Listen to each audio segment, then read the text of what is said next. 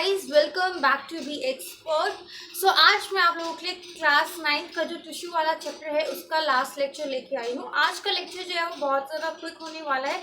इसका मतलब कि जो मैं आपके सारे के सारे पॉइंट्स पहले बोर्ड पे लिख दूंगी और उसके बाद I am going to explain you all guys. इसके पीछे रीज़न है क्योंकि जो कल वाला लेक्चर था, जो मतलब आपको लास्ट लेक्चर मिला था, वो due to bad weather conditions में उसे पूरा शूट नहीं कर पाई थी। और जैसे मैंने आपको प्रॉमिस किया था कि अब हम इसके सिर्फ और सिर्फ एक ही लेक्चर और लेके आएंगे, तो उस हिसाब से इसे मैनेज करने के लिए आज जो है मेरे को ऑफ कैमरा ही सब कुछ बोर्ड पे लिखना पड़ेगा, और ताकि आप लोगों का जो लेक्चर है वो कम से कम टाइम में आप लोग अपना बचा हुआ सारा का सारा चैप्टर जो है कंप्लीट कर दो। ठीक है, I hope that you are going to support this plan and without wasting any further time we are directly going to start with the cartilage. हम लोगों ने लास्ट लेक्चर में जो है बोन्स तक कवर कर लिया था। ठीक है, अगर अभी तक आप लोगों ने बोन्स या फिर उससे पहले वाले सारे के सारे कैरेक्टर टिश्यूज, एनिमल टिश्यूज नहीं देखे हैं, तो फटाफट से जाके एक बार वो वीडियो ज़रूर देख लेना। ठीक है, क्योंकि जब तक आप वहाँ तक नहीं समझ पाओगे तो ये चीज़ें आपको समझ में बहुत कम आने वाली है। ठीक है, so the very first thing which you have to keep in mind about cartilage, कि कार्टिलेज एग्जैक्टली आपका एक सॉर्ट ऑफ बोन ही बोल सकते हो आप उसे। ठीक है, एक ऐसी बोन जो कि बहुत ज़्यादा सॉफ्ट होती है। ठीक है, फॉर एग्जाम्पल अब सबसे पहला चीज़ जो आपको याद रखना है कार्टिलेज के बारे में, कि ये बहुत ही ज़्यादा कम वैस्कुलर होता है। ठीक है, उसके बाद जो इसकी मैट्रिक्स होती है कार्टिलेज की, यानी कि जो कार्टिलेज का सरफेस होता है वो बना होता है कोलेजन से और कुछ लिविंग सेल्स से, यानी कि वो सेल्स जो कि लिविंग है, जो कि मल्टीप्लाई कर सकते हैं। ठीक है, उन्हें क्या बोलते हैं? कॉन्ड्रियोसाइट्स। ये बात आपको ध्यान में रखनी है कि जो हमारा कार्टिलेज है उसके अंदर कुछ लिविंग सेल्स होते हैं जिसका नाम होता है कॉन्ड्रियोसाइट्स। ठीक है, उसके बाद जो हमारा कार्टिलेज है, मैंने बोला आपको जस्ट लाइक बोन होता है ये। ठीक है, बट बोन हमारी बिल्कुल भी फ्लेक्सिबल नहीं होती है। क्या आप अपनी जो ये आर्म है इसको यहाँ से बीच में से मोड़ सकते हो? नहीं मोड़ सकते ना, आप सिर्फ से यहाँ से मूव कर सकते हो, जॉइंट से मूव कर सकते हो। ठीक है, सो ये बहुत ज़्यादा फ्लेक्सिबल होते हैं, बहुत ही कम फ्लेक्सिबल होते हैं। ठीक है, talk about the bridge of your nose, तो जो ब्रिज ऑफ नोज है आपका, यहाँ पे कार्टिलेज प्रेजेंट होता है। ठीक है, तो कई बार आप you can move your nose, ठीक है, but you can't move your arm from here because यहाँ पे बोन प्रेजेंट है, और नोज के जो ऊपर वाला ब्रिज होता है वहाँ पे आपका कार्टिलेज प्रेजेंट होता है। ठीक है, सो आप और जो आपके ईयर होता है, जो आपका पिन्ना है, ये भी कार्टिलेज का मेडअप बना हुआ होता है, जिसकी वजह से यू कैन मूव इट। ठीक है, but you can't fold your arm. ठीक है, you can't move your arm. ठीक है, बिकॉज वो बोन से बना होता है। तो हमारा जो कार्टिलेज है वो कुछ हद तक फ्लेक्सिबल होता है, इतना ज़्यादा स्ट्रॉन्ग नहीं होता। ठीक है, कार्टिलेज हमेशा 3 टाइप के होते हैं। ठीक है, सबसे पहले होता है हेलाइन, फाइब्रस एंड इलास्टिक। ये तीनों टाइप सिर्फ आपको नाम पता होना चाहिए, आपको नहीं जानना है कि हेलाइन कार्टिलेज कौन सा होता है। ठीक है, क्या इसका फंक्शन होता है, क्या इसकी लोकेशन, सिर्फ और सिर्फ आपको नाम पता होना चाहिए, क्योंकि इसका बचा हुआ कंटेंट आप क्लास 11th में पढ़ने वाले हो। ठीक है, अगर क्लास 9th में ही क्लास 11th का सब कुछ पढ़ लोगे तो फिर क्लास 11th में क्या पढ़ोगे? बीएससी का? नहीं ना। Lastly we are going to talk about the function. अब फंक्शन क्या होता है हमारा कार्टिलेज का? देखो, सबसे पहली चीज जो कार्टिलेज है वो हमारा एक टाइप का बोन टाइप आप मान सकते हो, एक ऐसा स्ट्रक्चर जो कि बोन से थोड़ा सा सिमिलर है। तो बोन से क्या फंक्शन होता है? सपोर्ट प्रोवाइड कराना। बट तो हमारा जो कार्टिलेज है उसका एक फंक्शन होगा सपोर्ट प्रोवाइड कराना, बट जो हमारी बोन्स है वो बिल्कुल भी फ्लेक्सिबल नहीं होती हैं। इसका मतलब ये जो हमारा एक एडिशनल फीचर आ चुका है हमारे कार्टिलेज का, वो ये है कि ये थोड़ा सा फ्लेक्सिबल होता है। ठीक है, उसके बाद एक लास्ट चीज़ कि ये जो जितने भी हमारा कार्टिलेज एग्जैक्टली प्रेजेंट कहाँ होता है, ये हमारे बोन्स के पास होता है। ठीक है, अब सपोज आपका यहाँ पे जॉइंट्स है बोन का। ठीक है, अगर आप यहाँ पे फील करोगे तो यू कैन फील कि एक स्मूथ सा सर्फेस है, आपको यहाँ पे 2 बोन्स का जॉइंट नहीं दिख रहा है, यानी कि कुछ ऐसा सा सर्फेस नहीं है ये। ठीक है, जो ये बीच वाला जो आपका क्लीवेज है, ठीक है, ये जो क्लीवेज है यहाँ पे आपका कार्टिलेज प्रेजेंट होता है, जिसकी वजह से जो है ये सर्फेस स्मूथ अपीयर होगा। ठीक है, तो हमारे कार्टिलेज का ये फंक्शन है कि जो जितने भी जॉइंट्स होते हैं वहाँ पे प्रेजेंट होता है, ताकि हमें एक स्मूथ अपीयरेंस मिल सके। ठीक है, आई होप आपको कार्टिलेज के बारे में यहाँ तक सारी चीज़ें क्लियर हो गई होंगी। फटाफट से एक बार नोट कर लीजिए। उसके बाद we are going to talk about the fluid connective tissue. ठीक है, अब हम लोग फ्लूइड कनेक्टिव टिश्यू के बारे में बात करने वाले हैं। फ्लूइड कनेक्टिव टिश्यू आपके 2 होते हैं, मैंने आपको पहले वाले लेक्चर्स में भी बताया है। तो आपके फ्लूइड कनेक्टिव टिश्यू एक होता है ब्लड और दूसरा होता है आपका लिम्फ। ठीक है। फिलहाल हम लोग ब्लड के बारे में बात कर रहे हैं। तो देखो ब्लड जो है आपका बेसिकली आप जहाँ से भी अपना हाथ कट करने वाले हो कहीं से भी कुछ करने मत बैठ जाना। आप लोगों को पता होगा कि जहाँ कहीं भी थोड़ी सी भी इंजरी होती है तो वहाँ से आपको जो ब्लड है वो फ्लो होना शुरू हो जाता है। और आपका जो ब्लड है यही एक इकलौता ऐसा ट्रांसपोर्ट का साधन होता है जिससे आपकी पूरी बॉडी में ऑक्सीजन सप्लाई होने वाली है, न्यूट्रिशन की सप्लाई होने वाली है और भी बहुत सारी चीज़ें सप्लाई करता है हमारा ब्लड। ठीक है। तो जो हमारा ब्लड है उसके बहुत सारे कंपोनेंट्स होते हैं। तो जो भी हमारी मेन कंपोनेंट्स हैं उसमें सबसे पहले आता है हमारा, जिसे हम लोग बोलते हैं प्लाज्मा। देखो प्लाज्मा को सबसे पहले क्यों काउंट कर रहे हैं, क्योंकि प्लाज्मा जो है अप्रॉक्स 55% रखता है आपकी ब्लड वॉल्यूम में। अगर आपके पास 100 लीटर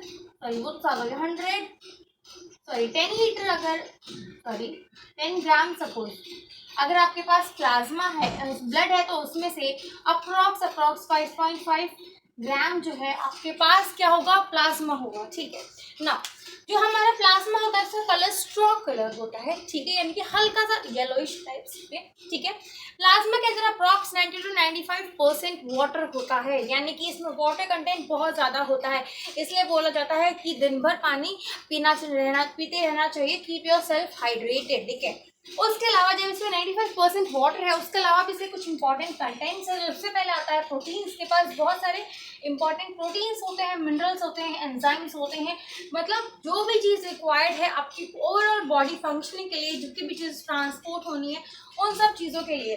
उसके अलावा जो हमारा प्लाज्मा है यही जो है हमारे हार्मोन्स ट्रांसपोर्टेशन में हेल्प करने वाला है, यानी कि इसके अंदर हार्मोन्स भी प्रेजेंट होंगे।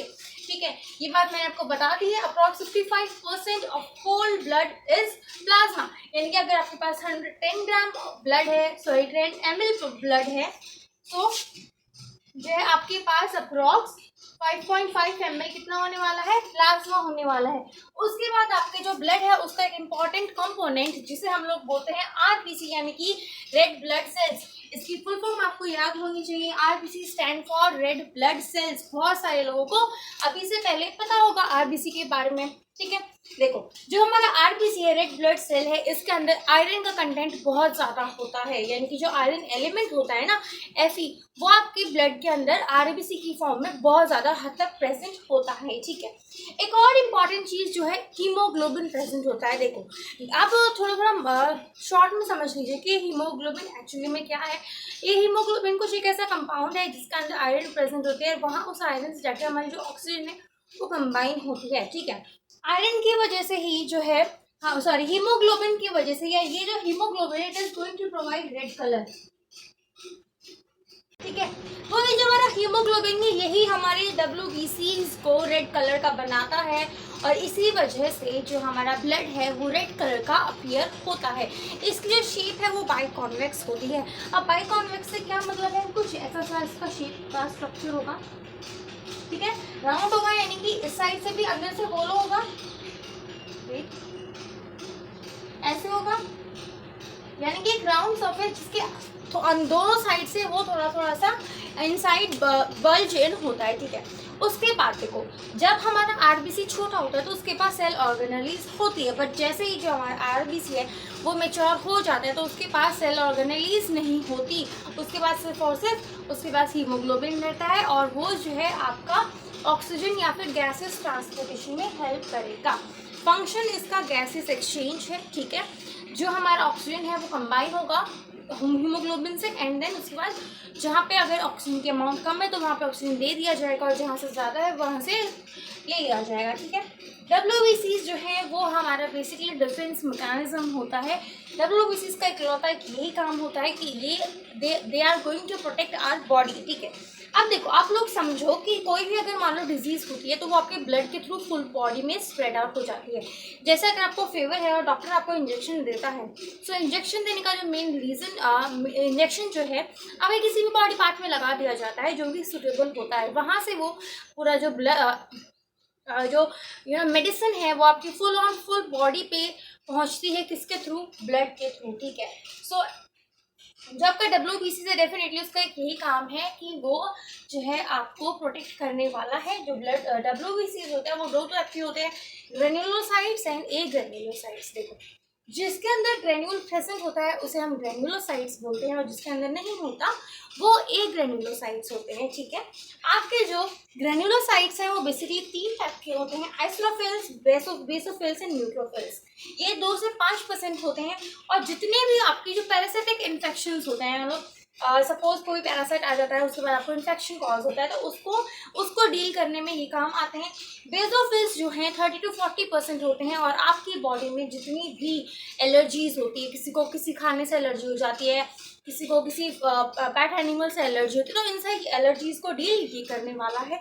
एंड एट लास्ट जो हमारे न्यूट्रोफिल्स हैं वो फेगोसाइट्स होती हैं।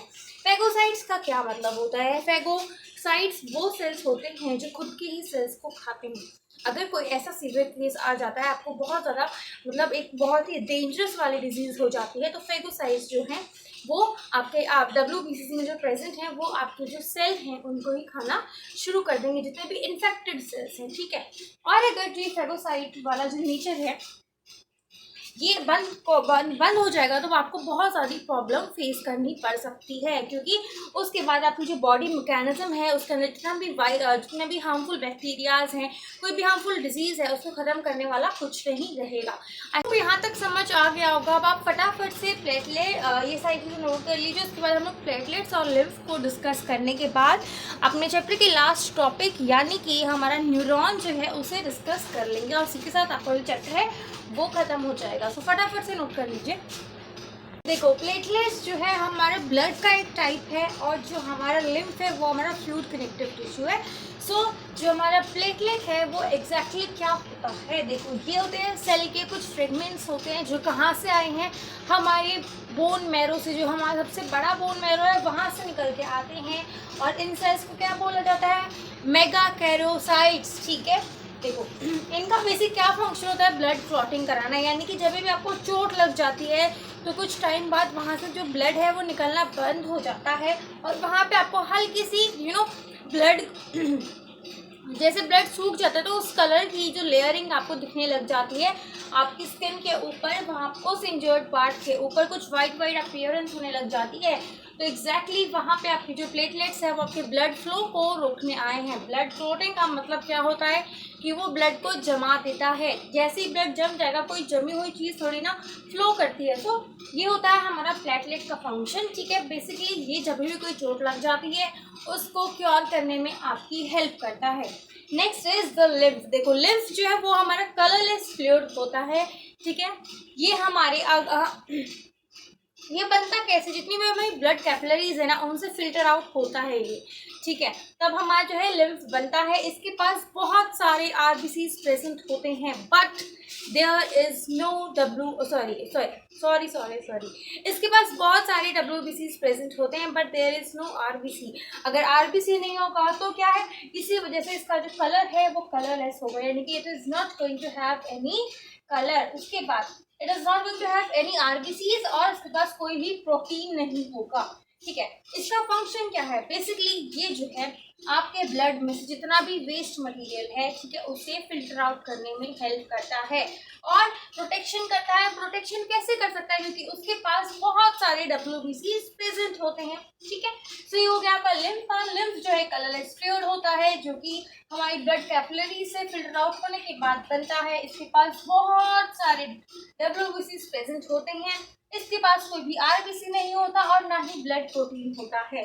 ठीक है, अगर हम लोग बात करें कि लिम्फ में से हम ब्लड में से लिम्फ कैसे बना सकते हैं, तो अगर हम लोग ब्लड में से RBCs और हमारे जो प्रोटीन्स उन्हें निकाल देंगे तो हमारा लिम्फ की फॉर्मेशन हो जाती है।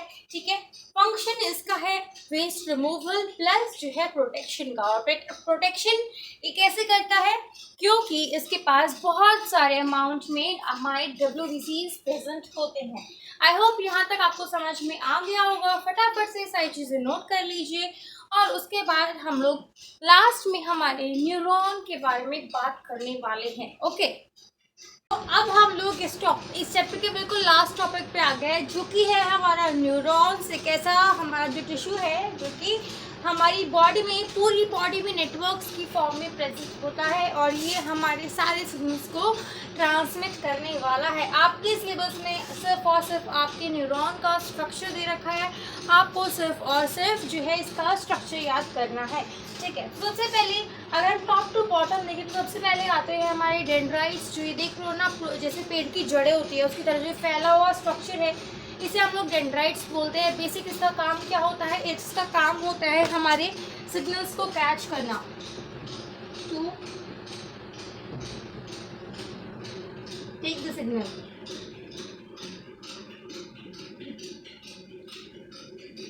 ठीक है।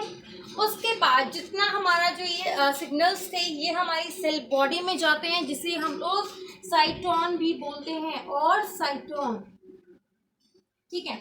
उसके बाद ये हमारे एक्सॉन में जाते हैं। ये एक टाइप से हमारा टेल समझ लीजिए, एक रॉड लाइक स्ट्रक्चर है एक्सॉन। ये जो एक्सॉन है इसके साइड्स में ना हमारी मेलेनिन शीथ प्रेजेंट होती है। कुछ न्यूरॉन्स के केस में मेलेनिन शीथ प्रेजेंट नहीं होती है, तो वो उन सब चीज़ों की डिटेल आप लोग क्लास 11th में करने वाले हो, ठीक है। एट द एंड जो है आप लोग यहाँ पे देख सकते हो कि ये है हमारे फिर से एक रूट लाइक स्ट्रक्चर होने वाला है, जो कि है हमारा एक्सॉन टर्मिनल, यानी कि जितने भी सिग्नल्स आए थे वो अब यहाँ से निकल के बाहर मूव कर जाएंगे। बाहर मूव करने के बाद क्या होगा, फिर से यहाँ पे कोई हमारा न्यूरॉन जो है वो प्रेजेंट होगा और ये उसके डेंड्राइट्स को कैच कर लेंगे। इस तरीके से हमारा जो ये पूरा का पूरा नेटवर्क है ये फुल बॉडी में जो है हमारे सिग्नल्स को ट्रांसपोर्ट करने वाला है। यही हमारे न्यूरॉन्स होते हैं, ठीक है। यही डिसाइड करने वाले कि कौन सी बॉडी को, हमारी बॉडी को कब किस चीज़ की रिक्वायरमेंट होती है, ठीक है। आई होप आपको यहाँ तक सारी चीज़ें समझ में आ गई होंगी। आई होप आपको इस चैप्टर में अब कोई भी डाउट नहीं होगा, ठीक है। So that's all from my side. I hope you enjoy this chapter and if you do so please hit the like button. और अगर अभी तक कोई भी लेक्चर नहीं देखा है तो फटाफट से जाके लेक्चर देख लेना। अगर सब कुछ चीज़ समझ में आ गया है तो वेट किस चीज़ का कर रहे हो, फटाफट से आप हमारे चैनल को सब्सक्राइब कर दीजिए, ताकि आपको हर बारी आपको जितनी भी वीडियोज़ है वो टाइम टू टाइम मिलती रहें, ठीक है। सो अब हम मिलते हैं अपने नेक्स्ट चैप्टर के साथ। तब तक के लिए stay positive, keep studying hard, keep your self fit and healthy and do not trouble your parents. Thank you.